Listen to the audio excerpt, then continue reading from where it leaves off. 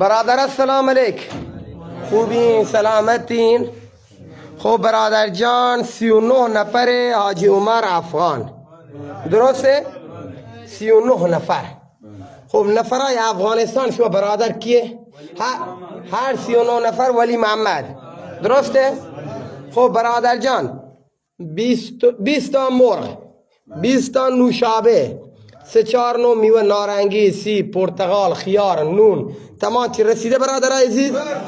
راضی برادر؟ این سفره از طرف حاجی عمر افغان چیده شده، درسته برادر؟ کسی که پولی بابت غذا از شما نگرفته، جاتونم که داخل این اتاق بوده، درسته برادر؟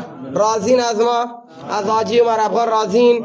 یه تشکر بکنیم برای یه لایکی بفرستین که این سفره رو چیده برای شما.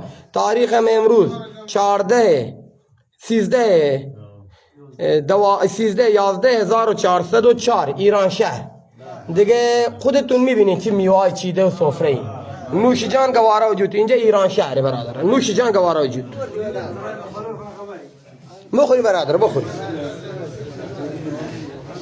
آجی اینم سفره برای مسافرت چیدیم، یعنی خیلی سفره عالی، دست شما هم در نکنه.